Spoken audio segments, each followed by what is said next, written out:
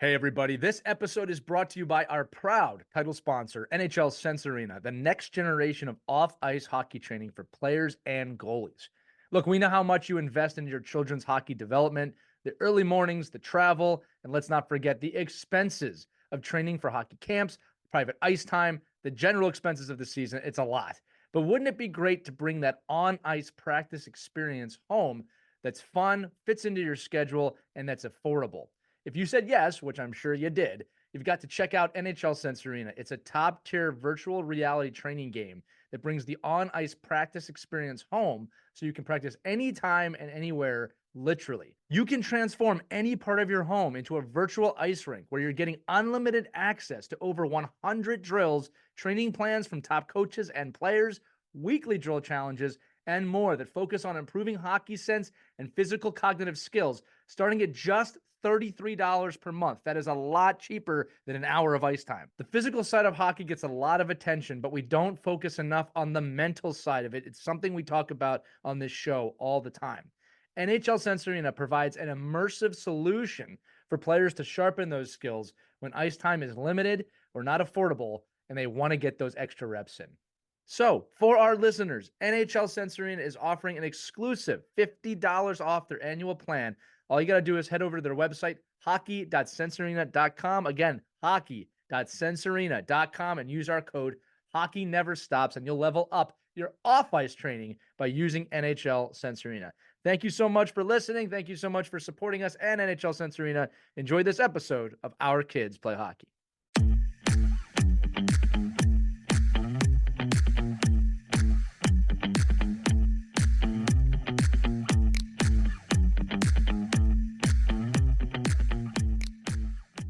Hello, hockey friends and families around the world, and welcome back to another edition of Our Kids Play Goalie, powered by NHL Sense Arena. You know, it's the time of year, we talked about this in a previous episode. Evaluations are coming, tryouts are coming, mass panic ensues. We don't know what to do. The teams are we have to pick the teams. My goodness gracious, what are we going to do?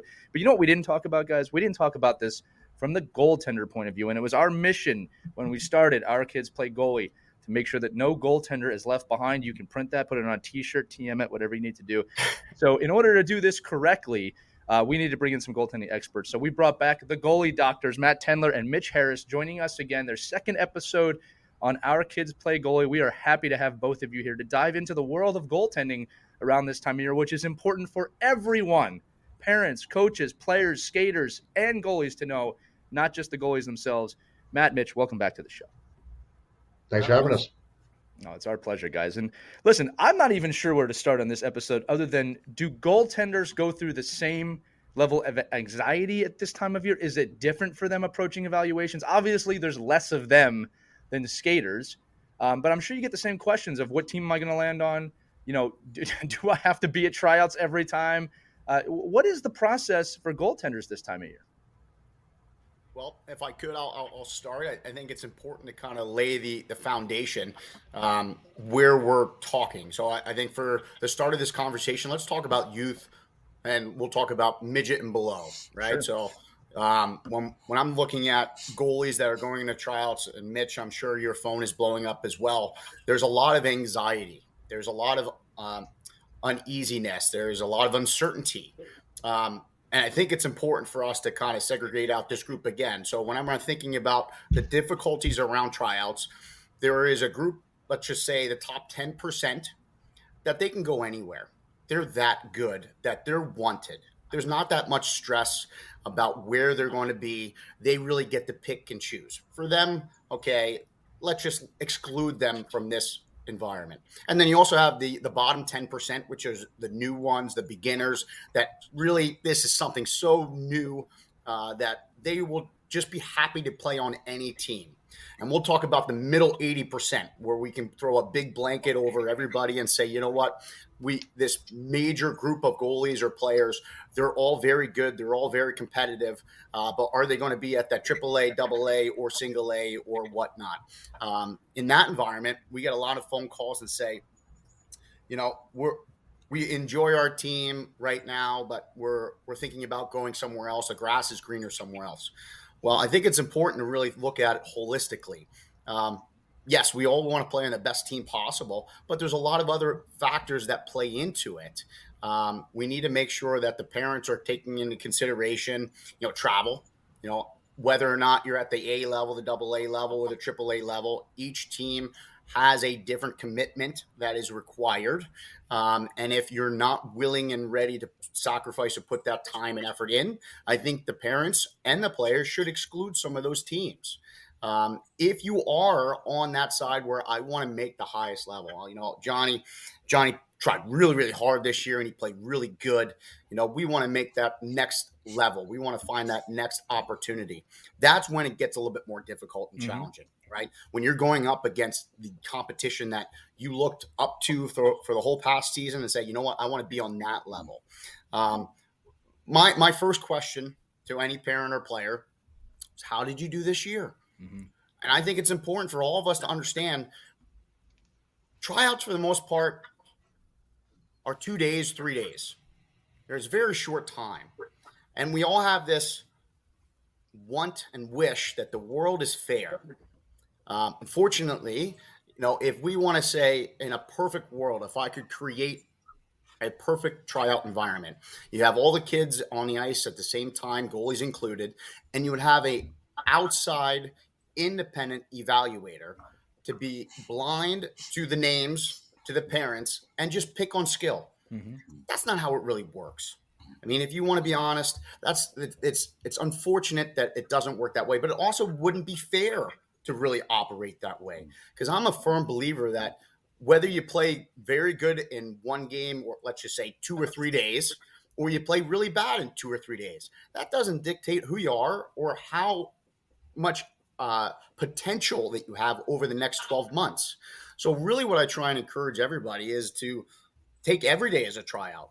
Hockey is a very small community, and goalies, parents, players, you would be silly not to think that the coaches and the evaluators don't talk to each other, because we do. We all know, for the most part, who a lot of the players are before even the tryout weekend comes up.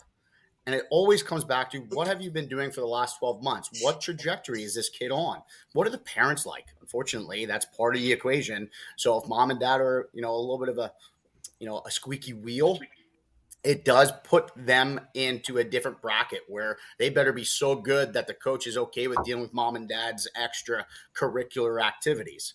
So, for the most part, when the goalies ask me, like, where should I play? It's like, okay, I look back and the goalies that we work with, and I think, have they been putting in 100% effort, 100% attention for the last 12 months? And if they have, and if they are, then we're looking, okay, what's that next level? Can we go from A to double A? Can we go from double A to triple A? And if they can and they have the ability, then it really comes down to the difficult part, is finding the opportunity. We need to make sure that as parents and as goalies, you treat this almost like a job. Right? And honestly, what do we play youth sports for? It gives us an environment to learn how to become a well-rounded human being that can be successful after we're done putting our pads on. Just like if I wanted to go out and find a job, I would evaluate what options are out there. For the most part, that's not that difficult. We have this fun internet machine that you can Google anything. You can look at every single AAA team within mom and dad, 20, 30, 40 mile radius, however you feel, however long you want to drive. And then you can understand the options that are there. And then once you understand kind of the teams, the travel, and make sure it's reasonable to be able to get there, then you can start looking at who was on the team last year. And I got to be really self-aware as a player, as a goalie, of what my capabilities really are. If I'm a double A player and I'm a goalie and I am middle of the road at the double A pack, double A level, I have to be realistic that I might not be up at the upper echelon of that double A team. So how do I expect to be able to make that triple A team?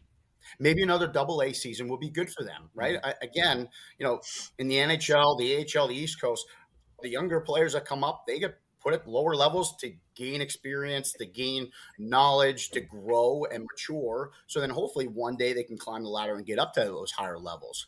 And sometimes we try and force kids into higher levels earlier because mom and dad want those extra letters next to the team.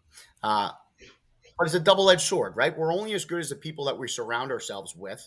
So if we're in an environment where I'm a double A or single A player and I am putting everything I have into this sport, into this position, and my teammates aren't, that environment can become very contagious as well.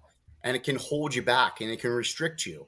On the flip side, little Johnny thinks that he wants to really try hard and really play this position or play this sport, and he makes that AAA level, but it's more than he expected. This is a lot more of a commitment. I have 3 practices a week.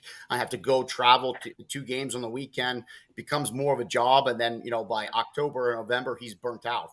So I think it's very important for everyone to really take a step back. This is sports. This is youth sports.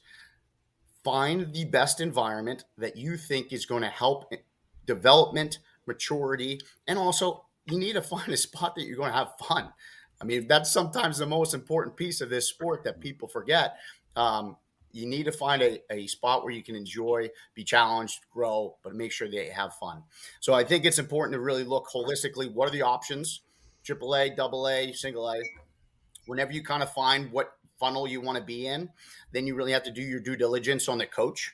Every coach, I think, coaching is the most important piece to any team. And you could be on a AAA program and not have a very good coach, and you could have a terrible year. But it's okay. I'm playing against the best players in the area. Not in my opinion, I don't agree with that. I'd much rather play at a lower level, a AA or single A level with a coach that's 100% passionate, that's going to do a great job running team practices, doing things like team building, teaching kids resiliency, independence, maturity. Those are the pieces that are sometimes the hardest things to find. So I think it's for parents. Phone calls, emails are very important around this time frame, reaching out to the organizations, reaching out to the hockey directors, reaching out and connecting with the coaches. And then as we get through the end of the season, tryouts, districts are all over. For the most part, every rink run pre-tryout skates. So I think it's great for the kids to get out there in those pre-tryout environments. And then when you're on the ride home or you're at home on the dinner table, mom and dad and the goalie or the player better have a honest conversation about how they think they did in that environment.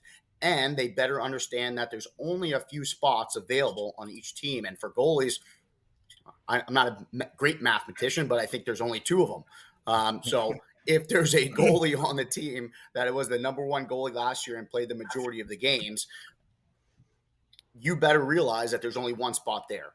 Or, I hate to say this, but again, as I prefaced earlier, tryouts aren't just those 2 or 3 days. It's what have you done for the last 12 months. So if the goalie pair that's there on any team did exceptional, did fine, the coach is happy, sometimes coaches would, this is not the greatest metaphor, go with the devil that they know, because the devil you know is always better than the devil that you don't know sometimes. So be realistic, be honest, realize that as much as we want to say that this is 100% a clean slate and fair, it's not. There's obviously people that are in situations and in scenarios that they're not going to move down or not going to get cut.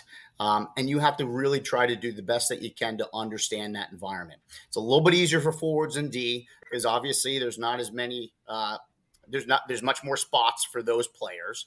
Goalies are a little bit more of a niche environment where you really have to network. I think networking is big, and mom and dad can do a little bit. At the younger ages, it's more important for mom and dad to kind of be the shepherd, to steer the ship.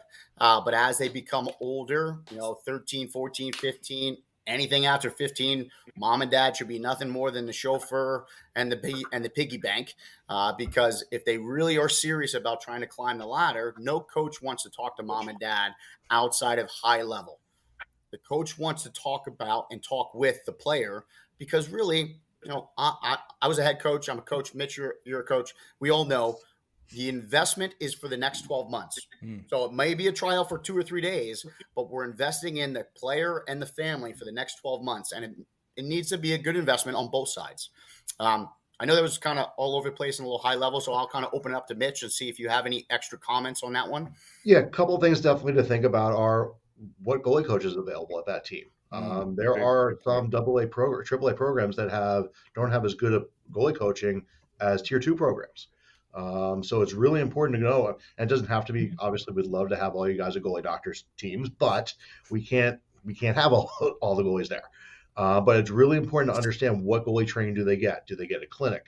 Does a coach come out for the first 10 minutes of practice and then go to another team or stand by the wayside? So knowing what you're going to get in goalie training at your team is critical. Aside from that, I mean, what Matt said is really accurate. We really need to make sure, that you're talking to coaches and really read that they're telling you the truth. That, oh, well, there's a spot when you know that they had two great goalies and they're coming back. Another big thing that we're starting to see, especially at the midget level, the AAA level, is you're starting to see teams carry 3 goalies. So it's really important if you're at that level to ask, are you carrying 3 goalies? Because frankly, it's a challenge. And if you are perceived, especially if you're the new guy as the 3, chances are that you're probably not going to get a lot of playing time. And also then when it comes to nationals, they only have a certain amount of roster spots. You could find out in end of December, you've paid your full dues for the year. Sorry, Johnny, but we don't have a roster spot for you for nationals. So your season's over. Basically, you're a practice player for the rest of the year.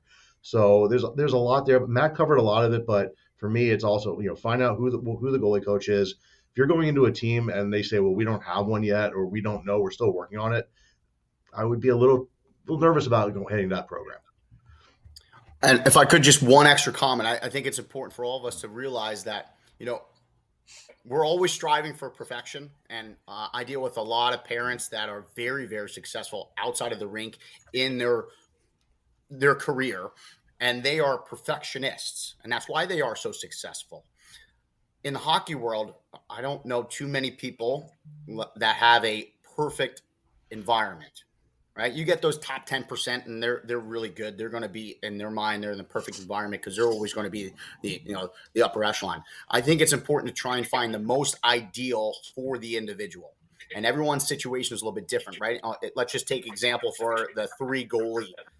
If I'm teetering on the AA to AAA, and I get an offer as a 3rd goalie spot on a AAA midget program, I really need to look internally and say, is this the best situation for me? And what do I really want in hockey? Because whatever team that we're on this year is nothing more than a lily pad or a stepping stone onto what's going to come next. And you have to make sure you're not just looking at the next 12 months. You're looking at goals are so important for goalies, players, parents, everyone. Set goals, short-term, mid-term, long-term.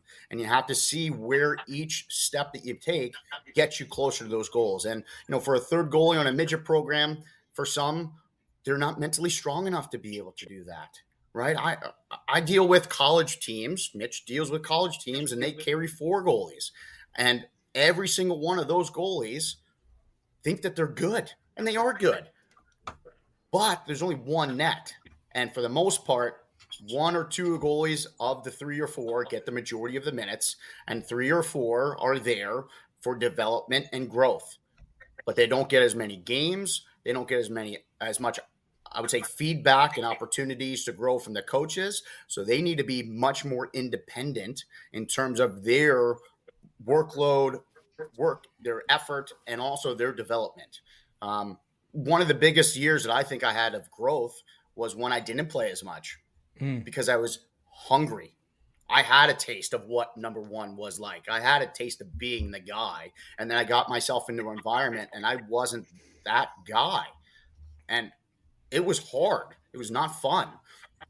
But instead of looking externally and saying, oh, I blame the coach, I blame this, I made a poor decision, I said, I'm on this train. There's no going back. How do I make this environment and this situation the best that it can be? I put my nose down. I was upset every weekend that I didn't get to play, but I used that as motivation, as fuel to continue to get me into the gym, back on the ice, show up to practices early, be the best teammate that I can be. So whenever I did get my chances and I did earn my minutes, not only was I better prepared, and I realized that I invested and I got my return on my investment. But my teammates respected me more. I didn't complain. I didn't moan. I didn't point fingers. You know, I put my head down. I got better. I earned my minutes. And then whenever I was playing, they were like, man, this guy went through the rigor. This has not come easy for him. Let's go get him a couple wins. Let's go block a couple extra shots. And I think it really comes down to the individual, but ultimately trying to find the most ideal is definitely a lot easier than trying to find that perfect environment. That is such great advice. And parents can play such a big role in that positivity. It'd be very easy to feed into those negative feelings and to blame everybody for your kid not being in the net, but to use that as an opportunity to grow and to become a better player and really pay attention to what's going on out there on the ice. You can turn that into a great opportunity like you did. That is such great advice.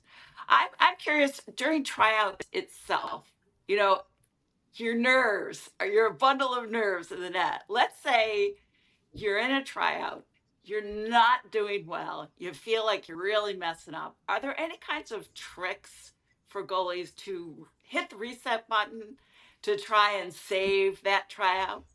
Your save, haha. I love that. Yeah, absolutely. And I won't be as long. I'll give Mitch a little bit of time here, but I just want to say, you know, a couple deep breaths. In, hold, out, hold, and say, go out and have some fun. That was always kind of my reset, right? And for me, everyone has their different mental exercise. But for me, it was a couple deep breaths, realizing that, you know, I just need to be grateful to be here. And if I was grateful for the opportunity that I had, grateful for the chance that I had to play goalie, grateful that my parents allowed me to do this, it really alleviated a lot of that anxiety because I was just happy to be there, happy to be in that environment, happy to compete. I mean, really, that's all we can do as players and goalies. I mean, that's the thing that I miss the most about playing is honestly, when you're in the net and when you're on the ice, you are in control. You, the goalie, you can make that extra save or you can let that squeaker in. And it's really up to you. I think every puck is stoppable. I can argue on that. There's a difference between could have stopped or should have stopped. But every puck in my mind is a stoppable puck. So when I'm in that environment, a couple deep breaths, refresh my memory that I'm here because I love the game. I love the position. I love the competitiveness. And I just want to go out and compete. And you know what? The one thing that my dad told me when I was a young kid that really stuck with me was the hockey gods have already written down what happened in this game, in this practice. So just go out and play. Don't worry about what's going to happen. Worry about what you can do right now. Mitch said this to me the other day. He is where his feet are. Be where your feet are, right? Don't be up in the stands thinking about what the coach is thinking about. Don't be on the bench what the coach is thinking about. Be in the crease, be in your skates, be where your feet are, and worry about what is right in front of you right now. Be a firefighter. Don't be worrying about, planning what's going to happen after I get off the ice. See a fire, solve it. See a problem, solve it. And just kind of refresh your mind that I am here. I can't fix what happened, but I can make a difference on what's going to happen. Yeah, that's a great point. Mitch? I think we need a T-shirt. Be where your feet are. I love that. That's actually from a Justin Goldman book. I think it might have been Jake Ottinger that said it. I don't recall, but it was in his most recent one. Right. But yeah, I mean, the key thing for me is control the controllable. I mean, that's all we can do. Our attitude and our effort. Goals are going to happen. It's just a part of the game. No, there's not one goalie in the Hockey Hall of Fame with 0 goals against and 1,000 save percentage. So goals are going to happen. It's how do you react to it? I've seen in tryouts where goalies will slam their stick. They'll look up in the sky. They'll look up at mom and dad. There's an X right there. So it's a matter of just like you would in a game. Goals happen. Just, whatever you do in a game, whether it be getting your water, whether you skate to the corner, whatever you do, emulate, look at the NHL goalies and see what they do when they give up goals. Mitch, that to me is key. One thing I want to bring up, you're both talking about present moment awareness, which I think is a massive skill set that we need to be teaching our youth hockey players at all positions more and more. But something you're making me think about just from an evaluation tryout point of view, for the parents out there, look, it's normal for your kids to have some nervousness or anxiety before an evaluation. I mean, that's completely normal. I think normalizing that is what happens is something that's important to do. Now, with that said, and you both touched on this, right? It's enjoyable to compete. I think the older you get in sports, the more you realize how much a gift that competition is, right? And the nerves turn into something a little bit different. I think you still feel the nervousness and the anxiety, but you start to be grateful for it because, as I always say to my students, if you're nervous, it's because you care. You're nervous because you care about the outcome of this situation. Now, to Mitch, your point, what can you control in this outcome? And I'll tell you right now, as a coach at an eval, and this is true for all players, but especially goaltenders. If I see a goalie out there and he's having a blast or she's having a blast, whether the puck goes in or not, and they're working hard, obviously, and there's some talent there, I want that kid on my team, right? Because they're loving it. And again, this is true for D, forwards, anything in between. And the thing is, that player is probably nervous, all right? But they're transforming that energy into something a little bit different, right? I had a great conversation with my own son. You know, we were facing a team that it is highly unlikely we were going to win this game. I'll put it that way, all right? And we talked about the mental approach of, you know, what the outcome of this game will most likely be. So what are we going to do, right? What are we going to do about it, right? If they come in with 100 shots, what are you going to do?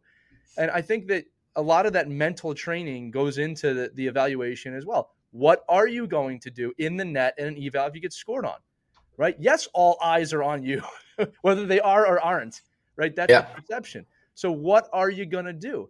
And I'm going to say it one more time. When I see a goaltender having fun in that high-pressure environment, and fun can be, I'm having a fun time smiling in net, or, hey, nice goal, great job, let's go, next shot.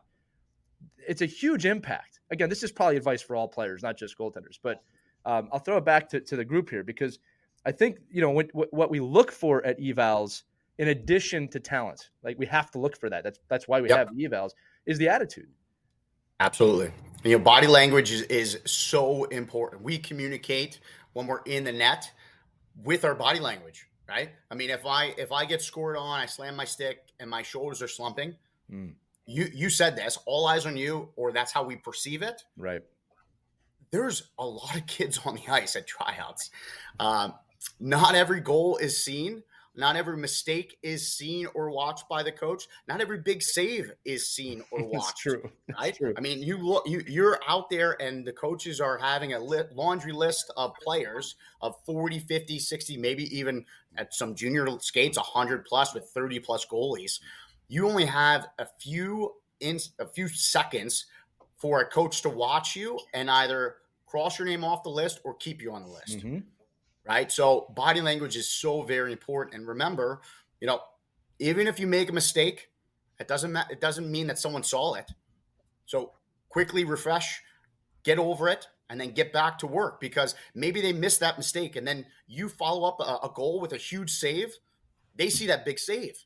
So it's, again, important to remember, you know, control the things you can, be where you're at, make sure you're having fun. If you're having fun, normally the results trend in that direction where you're having fun, you're doing better. And then your body language is contagious.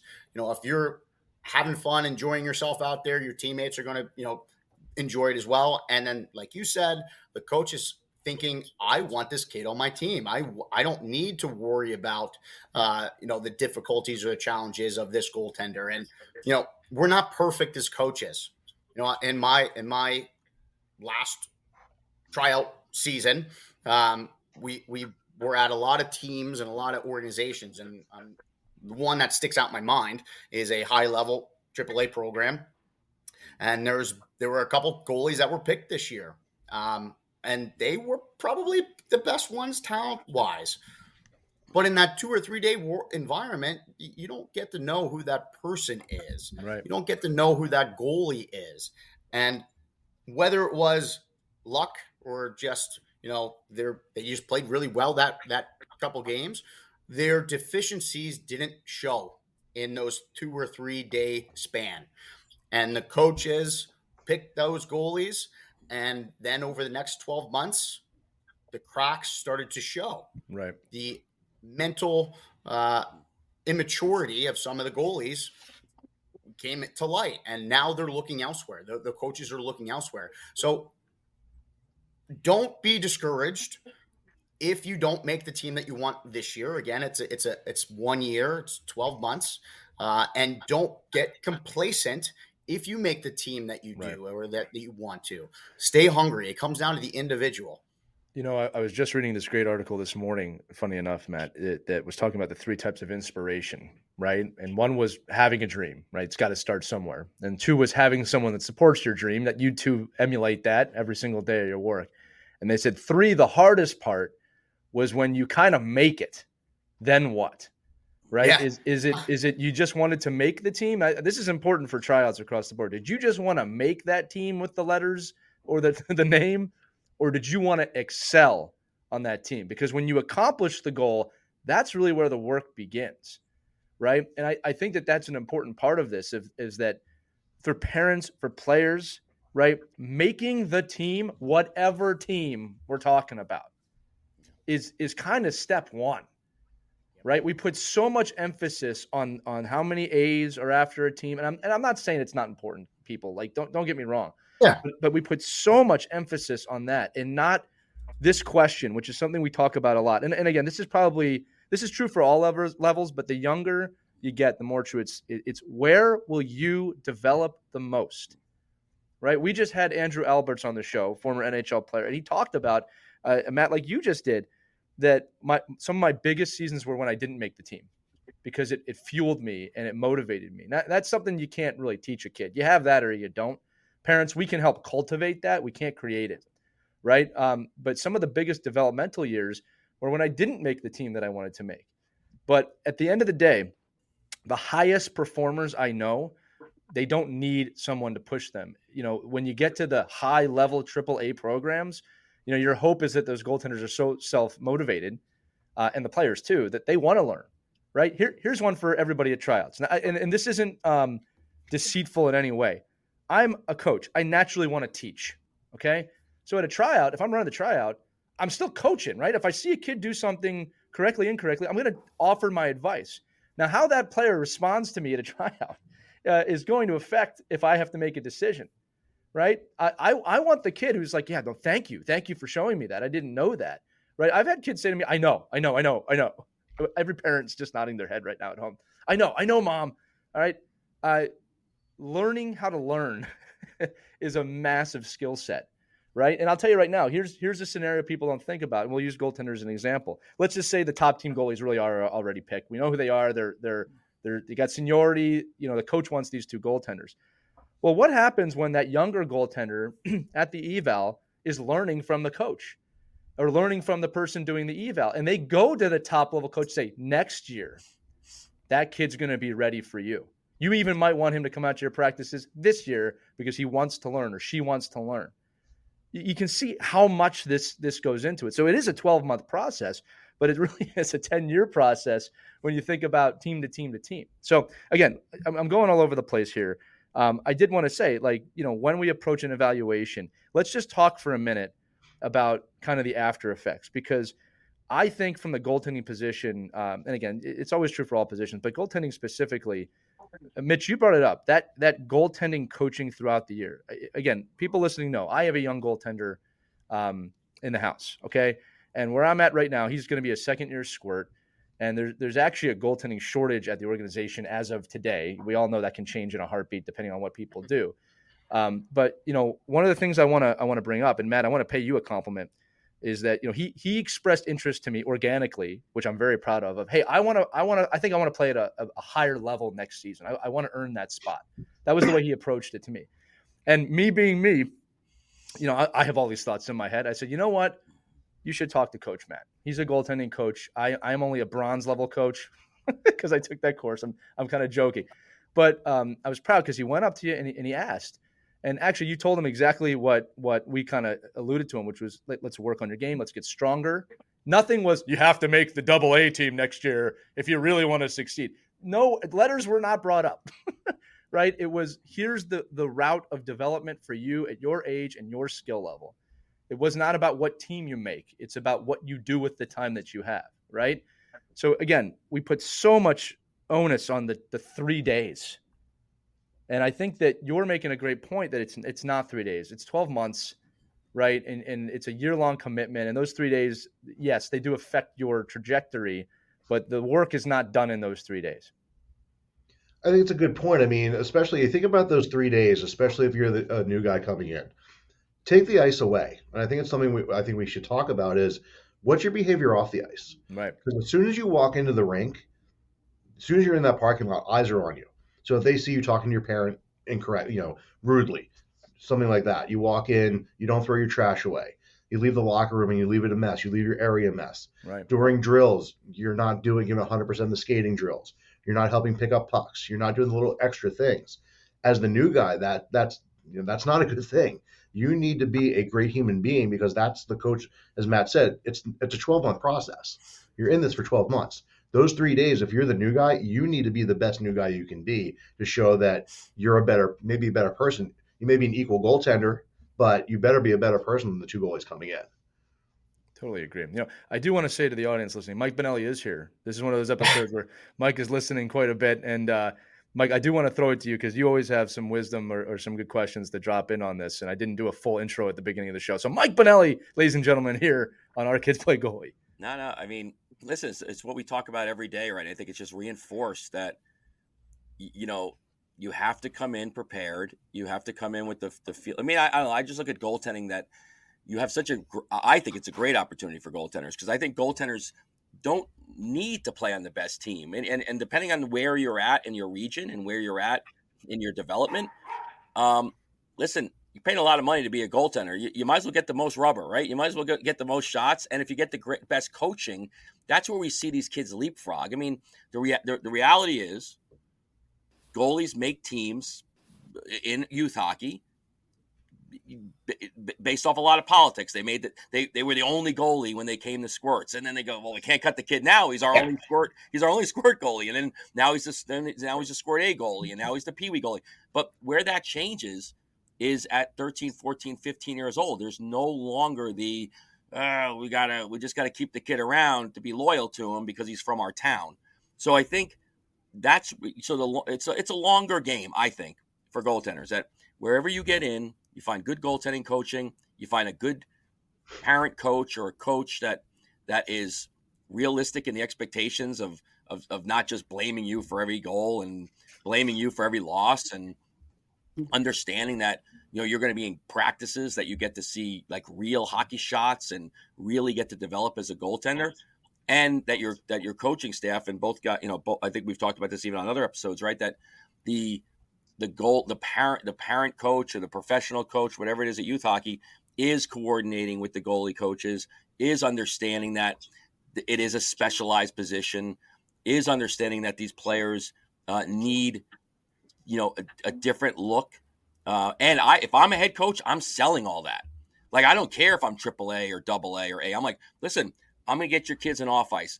We have not only do we have a good goalie coach, which is great, but I coordinate and communicate all the time with the goalie coach. Like, I don't just say, like, I mean, I can't tell you, I've been a part of hundreds of organizations that I've come and worked with that the goalie coach is there, but they're not there. They have no idea what the goalie did last weekend. They had no idea where the kid is in the pecking order. They just show up, they check the box. Did I talk to the kid? Did I tell him to watch his angles? Did I tell him to get better body language?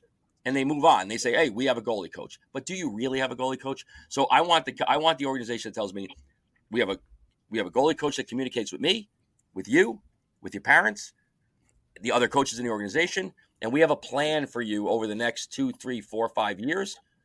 No matter where we put you, if you're coming to me or you're coming to our organization, you're already trusting that the organization is good, right? Because when our organization is not good anymore, after you get cut, well, that organization sucks. Well, you came and tried out for us, so you're the one that wanted to be here. So all of a sudden we became bad because we evaluated you not the way you wanted to. So I'm just saying, like, if your coaches out there listening to this, be proactive in that. Sell the fact that you are a communicator, that you don't know that much about the day-to-day operations of a goaltender, and you're counting on this person, but you're always going to be communicating with that person all the time. And, and I will say one thing, I don't think so much at once the kids, I think at like 11, 12, 13, 14 years old, It's not as important sometimes, depending on what region you're in, again, to be a part of the team building process, because frankly, teams aren't loyal to you either. So just find the best place you could be, find the best place mentally you can mature and get all the opportunity you can. And I think for both these guys, right, and you guys could comment on this, I think it would be best is, look at the facility and tell me, can everything I need be right here? Or do I need to go travel out 45 minutes twice a week to go get the extra instruction and go get different, different educational pieces of my game? Like, can I go to a one-stop shop, which is going to give me back a lot of pieces of my life and get good goaltending within the building I'm already in. But other than that, I mean, all the other things, not to look like a professional when you're 8, but, come in, don't look like Goldberg out there, put your pads on put your pads on the wrong legs and, your mom's helping you get dressed, when you're 12. Like, just know all these different things and set the tone of you coming in saying, listen, not only am I mature, I love playing goaltender. I know how to get dressed. I know how to be a good teammate. I know how to look the coach in the eye. Like, these are all things we tell all of our players, right? And I think, and frankly, as a parent and as a coach, you're like, man, this is great. This kid's like, he's mature for his age. He understands the game. He's going to be a really positive influence in my locker room. And wow, he's just a happy kid. Like, he's just a happy person. And that goes a long way when you're trying to find, especially when you how to have 2 goaltenders and try to manage those 2 personalities. I always want to find a team as opposed to 2 individual kids that sit on either side of the bench and never talk to each other. Mike, you bring up a really good point that I didn't even think about. We're talking about how do coaches react to goalies. For the parents who are thinking about changing teams, chances are if you're in the area, Team A plays Team B and Team B plays Team C. Next time you watch that game, watch how that coach reacts to the goalie when they give up a goal. Do they yell at the goalie? They say, "Oh, what are you doing back there? Wake up! What are you doing? It's a bad goal, good goal, whatever." Do they blame the goalies? Do they yell at their goalies? Do they even interact with their goalies? So I think that Mike, that's a really good point. Obviously, you're not going to see the practice side of things, which could be a completely different animal. But at least in a game, are they yelling at their goalie that, "What are you doing back there? You got to make that safe."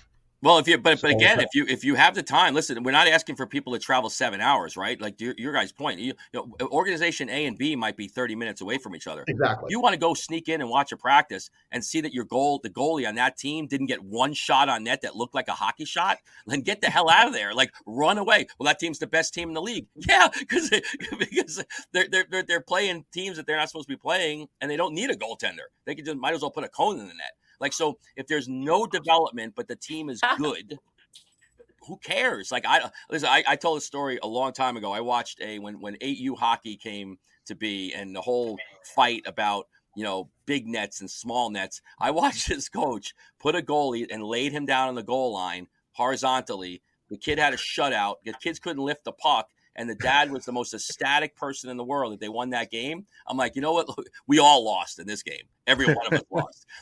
But the kid won the game, and it was a lot of, and it was like, even at the end of the game, the kids are jumping on him like, well, he's already laid on the ice. You might as well have at it. But never had to move, like never had to do anything. And and some parents are like, look at the mind on this guy, how strategic he was, knowing kids couldn't lift the puck. And I'm like, yeah, that's great, but this kid just, I don't know. Maybe he's in a butterfly for 45 minutes. Right, not even a butterfly, just laid there on the side. Laid there. Looked like Clint Malarchuk out there. But I think it's just like, to me, it's just finding the overall piece. But that is a brilliant piece of, like, if you don't have to fly to Omaha and you live in Philadelphia, then go drive down the street, watch practice, watch the coach's interaction. I say that to recruits all the time. Like, if you want to go to a team, go. I don't think I ever, and I know I didn't. I don't think I ever fully recruited a college player that played for me that I didn't see them in practice. Right. I just don't. Games are easy. Games is where you get. Yes, you can see at the end of a game if a kid breaks his stick over the glass or something. But in practice is really where you see interaction and where personalities come out. And can I coach this kid? Can this kid play with kids that are better than him, worse than him? Is a goaltender going to compete in practice, or are they a gamer? You know what I mean? I think this is like all the kind of stuff you need to see as a parent going into, it's not always about what does the coach think of me. Take some power in this goaltending, parents. What do I see in you? What are you going to do for my kid? I'm the consumer. And I don't know, take advantage of that, because you're all talking about there's less and less goaltenders. Well, then take advantage of the fact that Mike, I want to bring this up too, because I had this on my list of things to bring up, and I actually have to preface this point that Matt and Mitch have been on the show well before I actually interacted with them in the the real world, I'll say. But one of the most wonderful things that happened last season was that my kids' organization brought them in for goaltending instruction. I don't have a problem telling everybody about this. It's not why you're on the show today. It has nothing to do with this show at all. Oh, come on. But Mike, to your point, when I look at the organization my kids are in, especially my goaltender, that is a huge, awesome flag, not a red flag, a good flag, a star of why we keep returning. And again, there's other organizations in the area. I'm not looking at them, but man, there's a lot of comfort in knowing, wow, this organization brought in goaltending specialists for every age, right? That take the time to come and help all the goaltenders, not just my son, right? So I'm just, Mike, to your point, that's more important to me than whatever team he or my daughter makes this year, right? Is, they're going to get instruction, right? They're going to get proper instruction. And I go, Matt, Mitch, I hope I'm not putting you on the spot with that at all. I love that. That's something that the organization my kids are in did to stand out. And again, as the father of a goaltender, that's more important to me than the team that he is selected for. Yep. For us, we have normal day jobs. We have boring sit behind a desk. No, job. you don't. You do this full time. That's what we tell them. I would love to, but for the 100% honesty, we do this because we love it, right? And we do it because it is our fun job. And the really most important thing that I always ask myself every day is, do I want to keep doing this? And every single day I wake up and I'm grateful to have this opportunity to go to rinks, be in the freezing cold and freeze my toes off because I get to interact with so many good people. And I'm a huge believer that mentors have created me into the person that I am today. And I was fortunate enough to have really good examples and coaches and mentors growing up. And I'm just grateful to have the chance to be able to do that for that next generation. And I think, with that attitude, not to disparage any other goalie coach or anybody else, but sometimes, head coaches, even I can have a bad day. We get on the ice and, we have misplaced anger from something else that happened, and we bring it into the hockey rink. And that can create a very, I would say, dangerous environment for the growth and development of the kids. So for us, because this is something that we love to do and I love to do, and I really enjoy going to the rink and spending 5 hours on the ice. I can't believe I say that, but I do, is because I get to see the growth and the development of the players. Like, I've been doing this in this area since 2006, 2007. And I have kids that have started out just like your son, Logan, at 9 years old, have grown up. They have their wife, kids, married, job, and we still talk and we still connect. And some of them played at a very, very high level, and it was a lot of fun to be along that ride with them, to play at college or maybe some pro.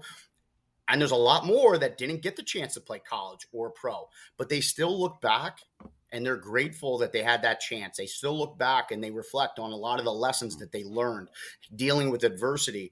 And I'm just grateful to have just a small little piece of that, because yes, we're there when we're there, but it's once a week, maybe once every other week that we get to see some of the goalies.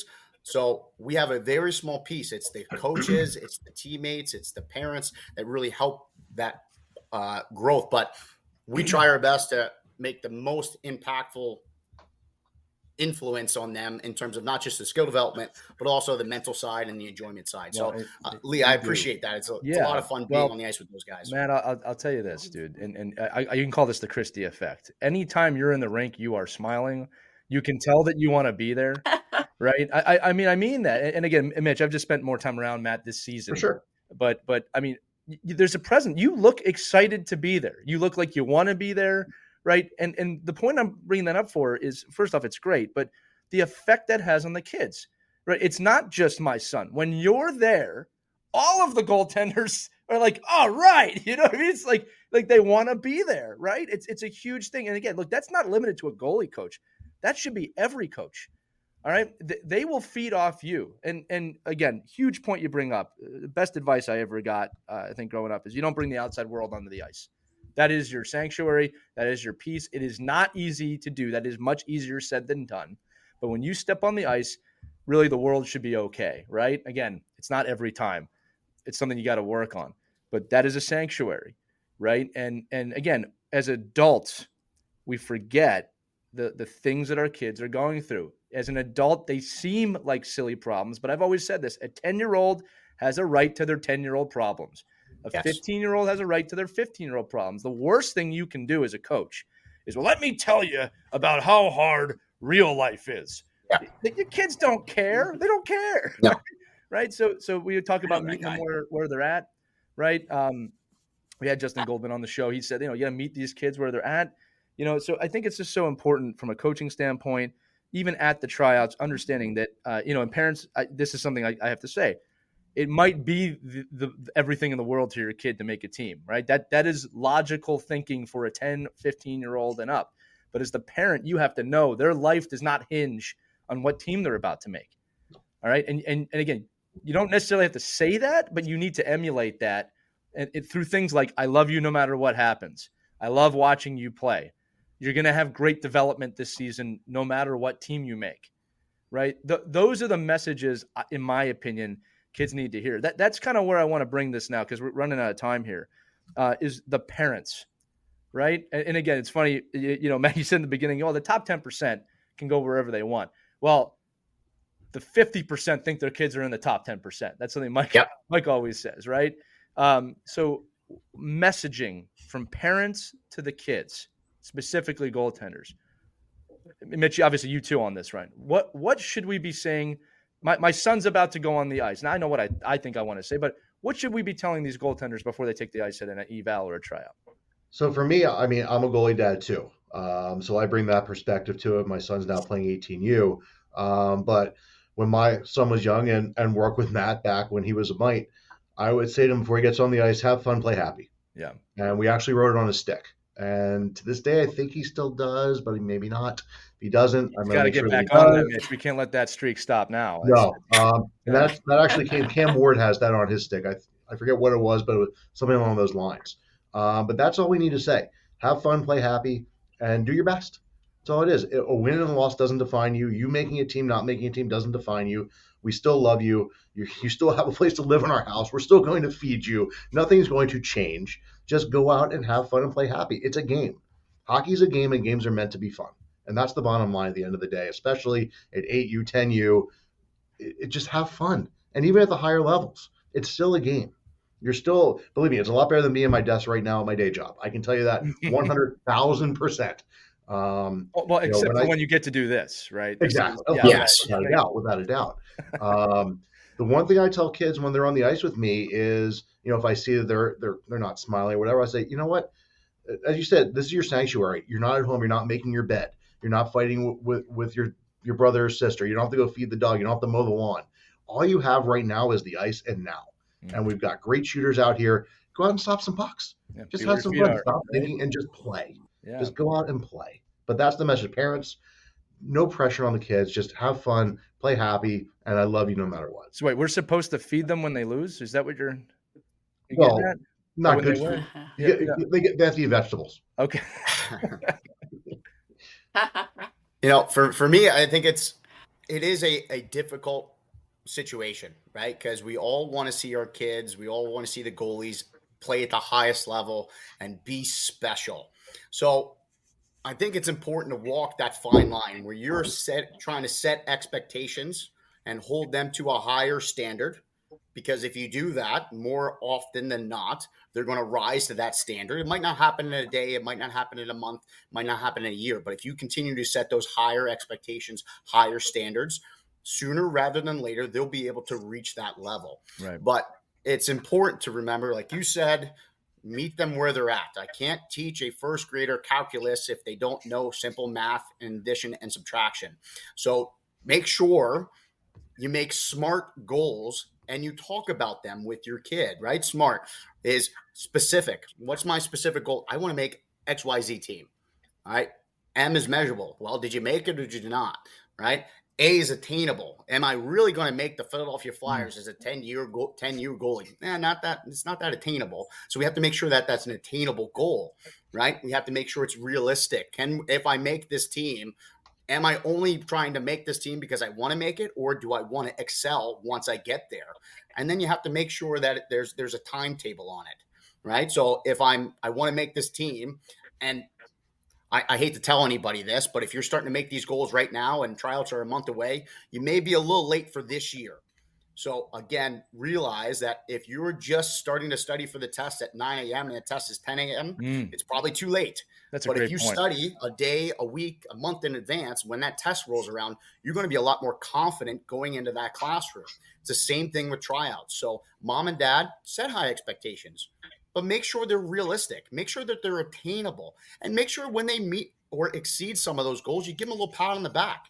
I can't tell you how enjoyable it was growing up whenever my dad gave me a compliment. Right.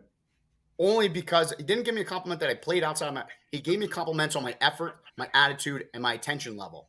The things that I had control over. And if I got lit up for 8 goals, but I played phenomenal, it was 70 shots, he's giving me a pat on the back and say, hey, you battled, you competed, you never gave up, right? And if I play a game and I let up 2 goals and we win 2-1, but the 2 goals are crap, he's telling me, okay, Matt, I need more focus, I need more effort, I need more attention. So it's really, instead of focusing on the result, focus more on the process. Right. Give the kids some simple, attainable thing, a simple, easy to do things that they can get their mind right, be able to step on the ice and find success, instead of worrying about, oh no, if I don't make this team, my dad's going to be miserable and not say a word on the drive home, or mom's going to think, she's going to take away my PlayStation or something along those lines, whatever it may be. Hey, it still happens. I think, yeah, it does. Yeah. And I hate that. That breeds hate for the game. Right. Right. Like if I go out and I want to have fun, and I, for the most part, 13 and younger, they are kids that don't have a fully developed mind, and they really don't know what they're doing in terms of the hockey world. They watch guys in the NHL and say, that's where I want to be. But they don't know the time, the effort, the sacrifice, the commitment it takes to get there. But it sounds really cool saying it, and it's encouraging. I'm setting a goal to make the NHL. Mom and dad have to bring them back down to earth and be able to give them measurable, smart, attainable, realistic goals that they can accomplish, so they feel accomplished. Right? If I set a goal, I want to make the NHL, and I'm looking 5 years down the road, it's a grind those 5 years to be able to get there. You need to be able to give yourself a few pat on the backs along the way. So, I'll say this too, to your point, that, and a few things, one is that I think we all have to remember, and look, odds are if you listen to this show, you have an immense amount of love for your child. I think we all love our kids, but it's important to remember not every kid has a safe place to go after school, after hockey. And when I say safe, I'm not necessarily talking like violent. All right? I'm talking about, no kid wants to go home to a parent that's just ripping on them. You lost that game. You should have made that save. And or just a negative environment, right? Your kids need that safety of knowing I can always go home. I can always go back to mom and dad or my guardian or whoever. Right. So I think that starts at home. Obviously, that starts with the messaging. Matt, you just said that. It starts with understanding clear expectations. Another thing you mentioned too, that it's funny. You talked about putting in the work, right? And like studying for the test. It's an amazing moment in your life. And it does happen around that 13, 14, 15-year-old time period where you realize like, well, I don't want to do it, but I have to do it. Right. And then you start falling in love with the process. Right. And you get over that hump of, well, I don't want to do it. And you start to realize, but if I do this, I will be prepared. And that preparation is what gets me ready for the practice and the game. And then it feeds on itself. I've never met, I shouldn't say that. It's extremely, extremely rare that you meet a high level athlete that doesn't have that. There are some people out there with so much talent that it doesn't matter, but they tend not to make it too far either.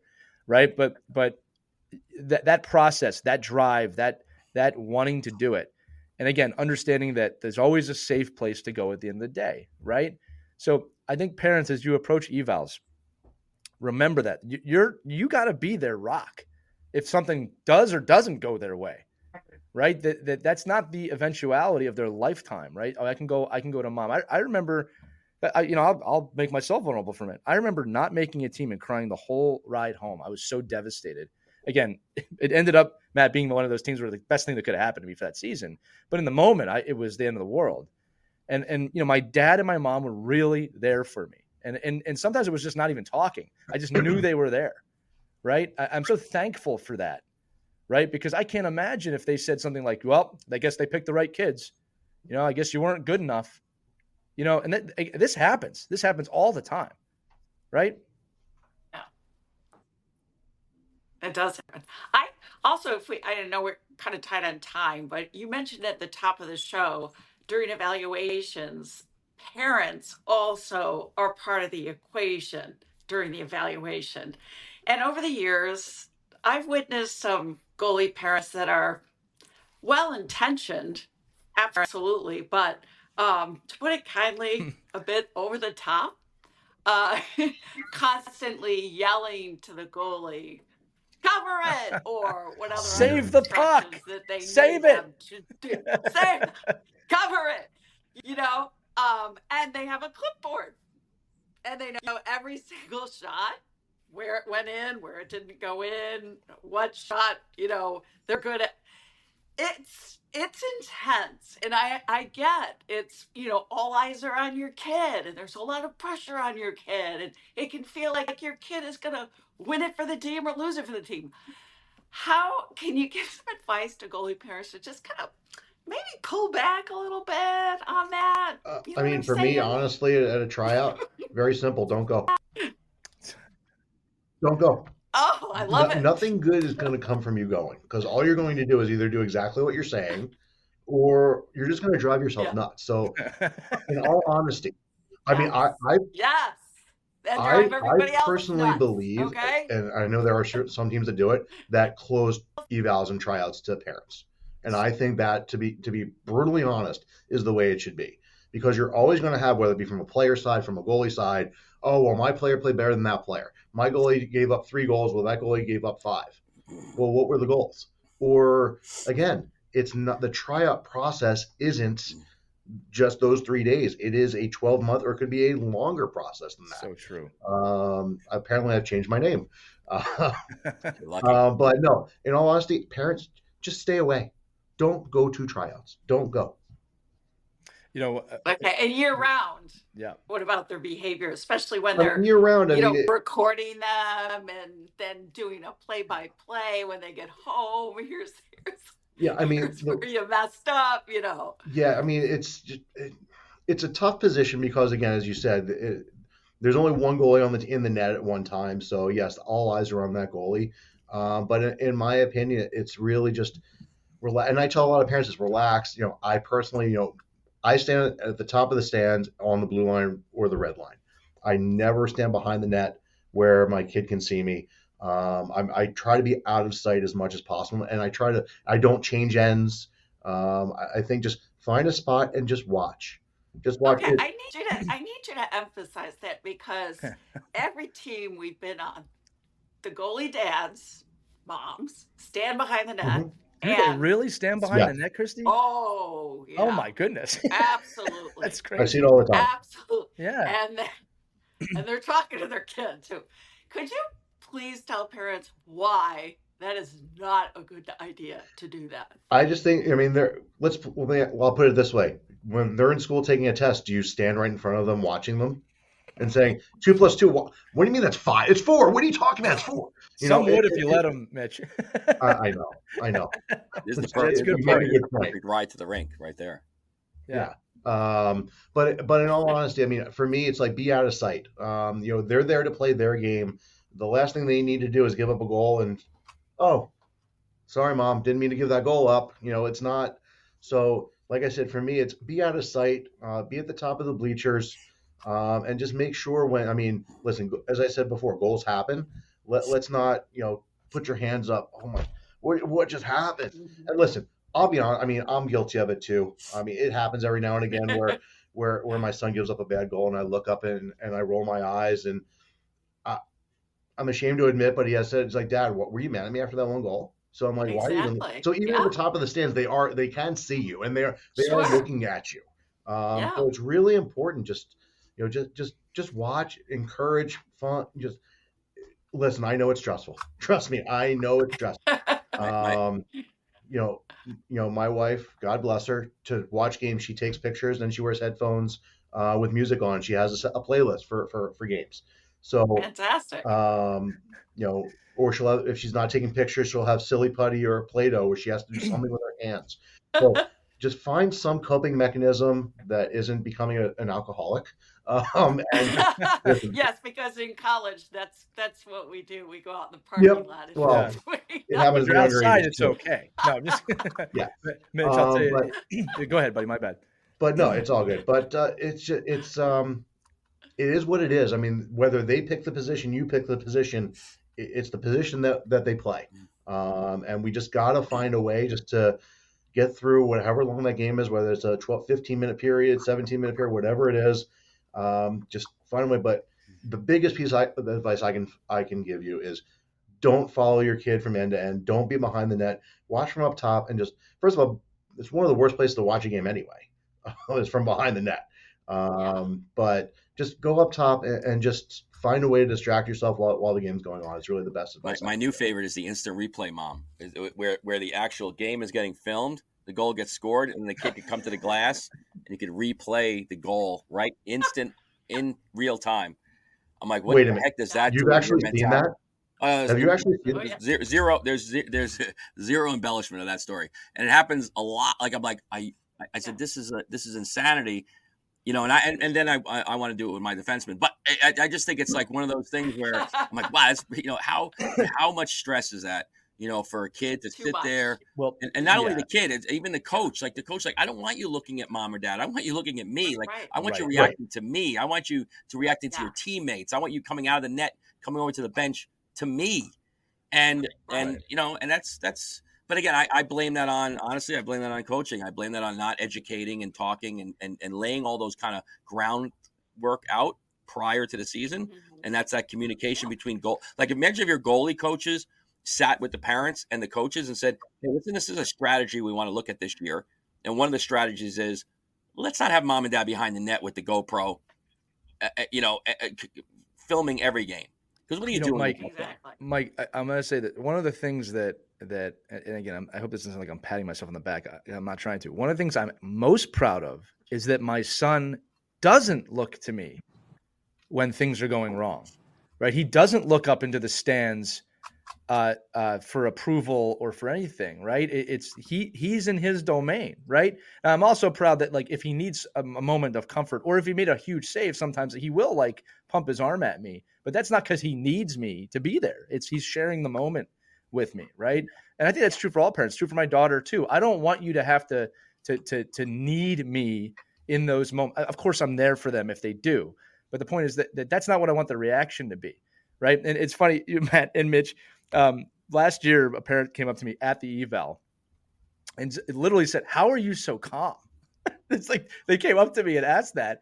And it's because of what you said before. I didn't say this, but you articulated it so well. So the hockey gods have written this already. It is what it is, right? Like all I care is that he or she is just doing the best that they can.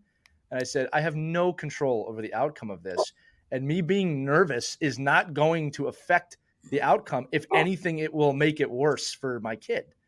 Right. Yeah. So it's just something I think about too, and again, I must have been like laid back at this tryout in the stands, just kind of eating a soft pretzel or something like that. How are you so calm? I'm like, how are you not?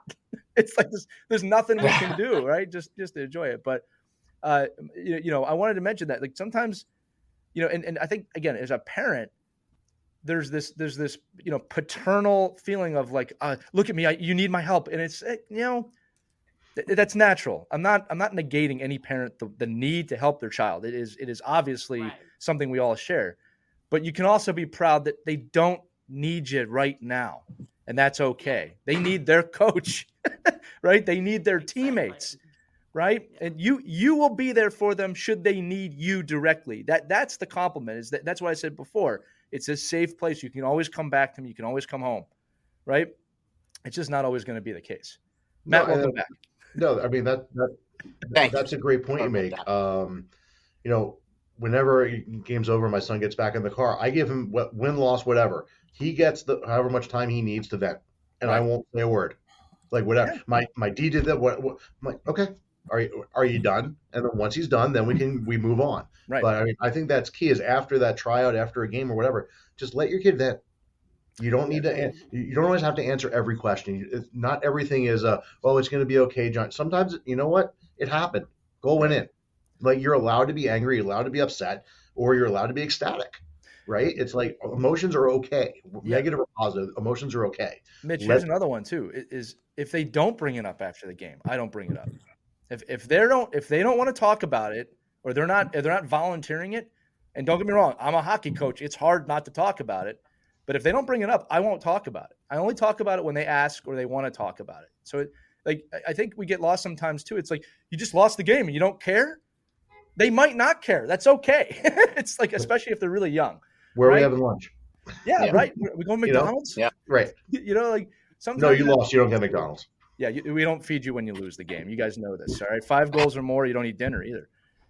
No, that's obviously not the case. But I think it's so important that, again, meet them where they're at. You're right. We don't have to fix everything in that moment. And again, adults, we like to think we're all adults. How do you vent?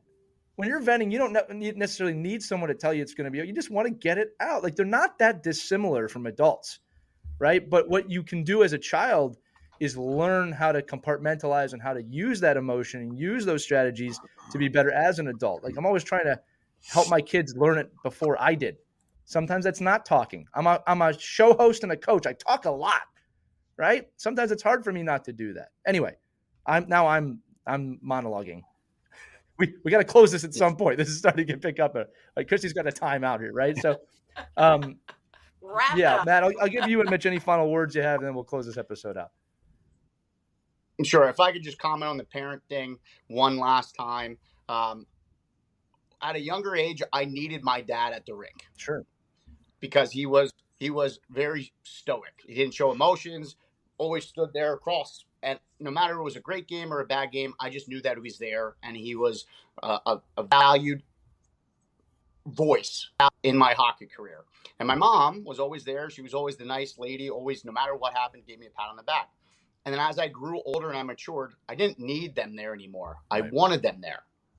And then as I got older and I moved away, I really wanted them there, not because of feedback or anything. I wanted to share this experience with my parents. I wanted to share this time that I had with my father. And that's not easy for parents to do. So just remember, parents, the way that you act around your kids at a young age is going to dictate the relationship that you have with them later down the road.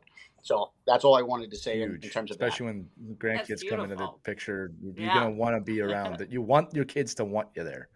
Yes. Right? Yeah. Mitch, any final thoughts? Yeah. Final thought, just for this more for the goalies, just going out at the tryouts, just make sure, again, 100% effort, 100% attention every time they step on the ice. And the biggest thing I can tell you that I can say is when doing skating drills, and this is one of my biggest pet peeves, doing a line drill and they say skate to a line, skate to the line, please. I ran I'm not exaggerating this, I ran a junior main camp last summer. So we're talking about goalies who are between the ages of 17 and 20. Blue line, red line back. I ran 3 sessions, 20 goalies each. I would say over half the goalies did not make it to that line. Wow. And this is a try, and I went off. And I said, guys, this is a tryout. Like, do you understand that people are watching you right now, and you could be just as good as goalie A, and goalie A skated the line, and goalie B, you didn't? Guess whose line just got crossed out? It's not goalie A's. So it's really, really important, especially during skating drills, whatever drills you're doing, just give 100% effort. And if you have to go to the line, go past the line. Do not stop short of the line. And that's a story for life too. You don't stop short of the line. And my analogy is, you know what? If a teacher gives you homework and you have to read pages 1 through 10, and you have a test the next day and you only read pages 1 through 8, and all the test questions are on pages 9 and 10, you probably failed the test. because you didn't read it. So it's no different than skating to a line or finishing a drill or whatever it is. It's a motto for life. Skate to the line, just finish it out. Do it the way it should be done every single time. Oh, so tough. Could I give a little send off in terms of the tryouts as well? Yes. So try not to leave anything to chance, and that just goes the same thing with Mitch, right? Do everything to the best of your ability, and try with 100%. Now that's simple and easy for us to say, and simple and easy for us to hear. The hard part is that doesn't guarantee you success. So when you're in any tryout environment, look at your peers. See what the other people are doing as well and gauge your level versus theirs. And if you're on the same playing field and you don't make it, take that as motivation that I'm right there. If you don't make it and you look to the left and everybody is so much better than you, take that as motivation that I need to develop. Right? So no matter what you do, hard work, dedication, commitment increases your chances of success, but it doesn't guarantee it. Stay motivated. Don't get discouraged. This is a long-term investment, and it does take many, many years to reach the goals that everybody's setting for themselves. So enjoy the ride and embrace the process. Well, this entire episode proves once again that the entire purpose of Our Kids Play Goalie, Our Kids Play Hockey, the Ride to the Rink, all of our episodes is that hockey is a vehicle for your growth as a human being, right? And when you approach the game that way, as a parent, as a player, as a coach, the results tend to be pretty good, right? When you have that big view. And if it's just about making one team, that's going to be your viewpoint. It's going to be very small. So Matt Tendler, Mitch Harris, just fantastic stuff once again here on this episode of Our Kids Play Goalie. I want to thank you both for being here. Also want to thank Christie Casciano Burns, Mike Bonelli, my co-host, my faithful co-hosts. Yeah. Make him like superhero. A great big dose of the Goalie Doctors. Always good medicine, guys. That. Thank you. That's going to have to be, we're going to put that on the wall at their location. That's been another great episode of Our Kids Play Goalie, powered by NHL Sensorina. Make sure to check them out at hockey.sensorina.com. For the entire crew here, thank you so much for watching. We're wishing you the best in your evals, or if it's in the middle of the season when you're listening to this, remember, it's a 12-month process, so we're wishing you the best in your evals, whatever they are. For Christie Casciano Burns, Mike Bonelli, Mitch Harris, and Matt Tendler, I'm Elias. We'll see you on the next edition of Our Kids Play Goalie. Take care, everybody. We hope you enjoyed this edition of Our Kids Play Hockey. Make sure to like and subscribe right now if you found value wherever you're listening, whether it's a podcast network, a social media network, or our website, ourkidsplayhockey.com. Also, make sure to check out our children's book, When Hockey Stops, at whenhockeystops.com. It's a book that helps children deal with adversity in the game and in life. We're very proud of it. But thanks so much for listening to this edition of Our Kids Play Hockey, and we'll see you on the next episode.